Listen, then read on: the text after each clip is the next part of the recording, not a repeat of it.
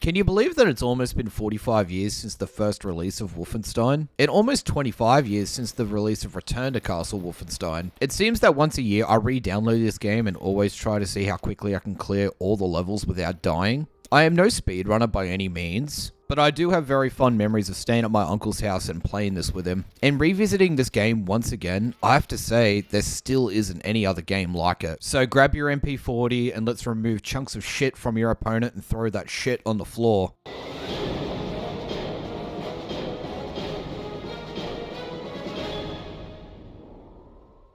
So in 943 AD, a German prince by the name of Heinrich scourged Western Europe with his undead and knights that were created by black magic. It was believed that he could not be defeated and that humanity would simply be wiped from the earth and turned into the undead. But in a fierce battle, a monk stopped Heinrich by sealing him in an underground tomb. Exactly 1,000 years later, during the Second World War, things started to turn out really bad for the German army due to their defeats on the Eastern Front and in North Africa. A chief by the name of Heinrich Himmler has been researching to turn the tide of the war through science and black magic. He believed that the resurrection of the Dark Prince Heinrich would help Germany win the war, and founded the SS Paranormal Division. He sent his personnel to Egypt and they found exactly where Heinrich was buried. Meanwhile, allies by the name of Agent 1 and BJ Blazkowicz were sent to Castle Wolfenstein to capture Helga von Barlow, who is a high-ranking officer with the Paranormal Division. But unfortunately, both Blazkowicz and Agent 1 were captured. Blazkowicz was thrown into a cell while Agent 1 was being tortured for information. A guard opened Blazkowicz's cell for interrogation but was knocked out. Upon trying to exit the castle, Blazkowicz found Agent 1 dead, tied to a steel table and smoking from being electrocuted. Now all is left for BJ Blazkowicz is to exit the castle and return back to HQ. Over the next few months, Blazkowicz was sent on various missions and found out who the mastermind behind the SS Special Projects Division was. It was a man going by the name Death's Head. Death's Head's main goal was to engineer experimental germ warheads and create super soldiers with armored cybernetics to be used as direct weapons of war. Now, before I go any further, I will say that I had to capture and play this game with the real Return to Castle Wolfenstein mod, because the vanilla mod is almost unplayable on newer systems. There really isn't much difference between the two other than graphics, new guns, models, and sounds, along with a map that is just basically home base. But the mod allows me to record at 1080p, as vanilla doesn't really allow anything over 1600 by 1200. And yes, I'm still using a 1080p monitor. I'm a poor cunt, so don't even at me in the comments. Alright?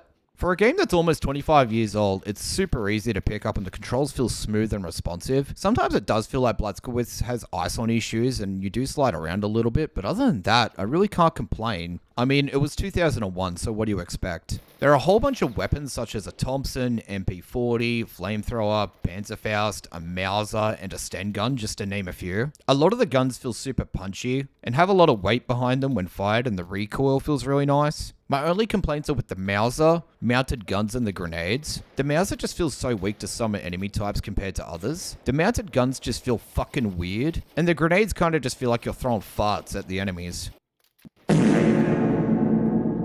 Speaking of grenades, a lot of the explosions make me feel like I'm gonna vomit. I understand that explosions make shit move and crumble, but man, is it something else in this game. I could legit feel my eyeballs vibrating. I will say that I completed a good portion of the game only using the Sten, only swapping to a rifle for those long distance kills. I don't know, man, there's just something about the Sten that just does it for me. There are a whole bunch of enemy types in this game, some humans, supernatural, and even cyborgs. You have your regular soldiers that will carry either an MP40 or a Mauser. Officers have a little bit more health than the soldiers and mostly carry the Luger pistol, but are highly accurate. And later on, they'll start carrying the MP40 as well. Blackguards, which are just paratroopers with way more health, but are carrying the FG42, which will give you a few new breathing holes if you're not careful. Elite guards, which are women in tight leather bodysuits, mostly carrying the Sten, and will cartwheel and dodge your shots pretty well. As fucking annoying as they are, who can really say no to a woman in tight leather? He ain't lying. Undead warriors will carry a shield with either an axe or a sword, and these pricks are so fucking annoying. If you shoot at them while their shield is up, the bullets will ricochet off them and can hurt you, which, you know, is fun. Lopers, which are these legless cyborgs that have Tesla coils on their abdomens and can electrocute you from a distance. And even though they are legless, don't be fooled. These little dickheads can walk around using their arms and can jump attack you from really far away, and will make your asshole clench up so tight that it could crush walnuts. proto-soldiers, which are these tanky cybernetic soldiers with heaps of armor, and are also equipped with a rocket launcher and a minigun. Though I have to say, I would much rather face these guys than the Lopers, and at least they go down within a couple of seconds, and I don't have to worry about them jumping behind me. I do have a few complaints with the AI in this game. A lot of the time, regardless of the difficulty you choose, the AI will just spray and pray, and somehow you'll just end up catching a stray bullet. And other times, the AI is so accurate that I haven't even had the chance to turn the corner, or even be in their field of view. Even when I was younger, I thought this was absolute bullshit. And even though I'm a 31-year-old balding man at the time of recording this shit makes me want to rip my hair out, or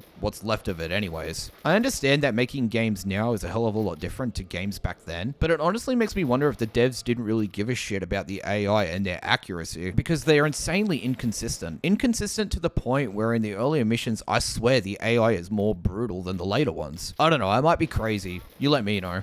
For a game that's almost been out for 25 years, I'll tell you what, it's still insanely nice to look at even without the mods. You'll be spending a lot of your time in a castle, hence the name, an airstrip, science facilities, and even catacombs. The castle gives off a really gritty and almost gothic vibe. Catacombs are dimly lit and filled with bones, and the airstrip and science facility have this plain white and silver color palette, which makes you think that the environment is very sterile. I know that's probably a weird thing to say, but it makes sense in my head. Each map has a lot of textures and thought put into it. Even the smaller rooms within each section is a great place to find unsuspecting victims and even more firepower. And even enemies can hide behind doors in those areas and spray you down without any time for you to turn around, which, you know, is fun. I only have a few little complaints with the game. I wish there was more story or even more missions. You can easily polish off this game within 4, maybe even 5 hours, depending on how familiar you are with FPSs at the time. Sometimes when reloading, the sound will play twice and makes me think that there is someone else hiding in a corner waiting to bum me. And the final boss, Heinrich, is such a pushover and so easy to defeat that all the other bosses in comparison to him are much harder, which doesn't make sense considering he is the final boss. And you should be taking everything you have been taught to defeat him. But no, he's just really slow and soaks up bullets and will constantly stomp the ground, pulling you towards him so he can just swing his sword at you. That's really the only scary thing about him. 2 or even 3 hits and you're dead. But that doesn't even matter, because if you're almost out of health or even ammo, there's heaps of it scattered around the area you're fighting him in, which leads me to believe that the devs didn't really playtest the last area and kind of just guessed that he was going to be hard. But no, once you defeat him, he just explodes into pieces, which,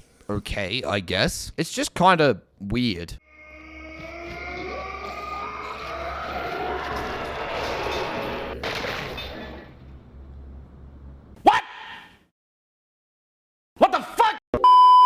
Every time I re-download this game, it brings me back to Kid Me and unlocks a lot of core memories. And for a game series that's almost been going on for 45 years and still has a loyal fan base is pretty damn impressive. There is no shortage of homebrew mods for either game in the series and will keep you entertained for hours, maybe even days. Return to Castle Wolfenstein is only available on Xbox, Good Old Games, and Steam at the time of recording this, and can be picked up for $7 Australian. So if you've got a spare $7 and want to shoot some Nazis, supernatural beings, or even cyborgs, you know exactly what to do. Thank you so much for watching, and I'll catch you in the next one.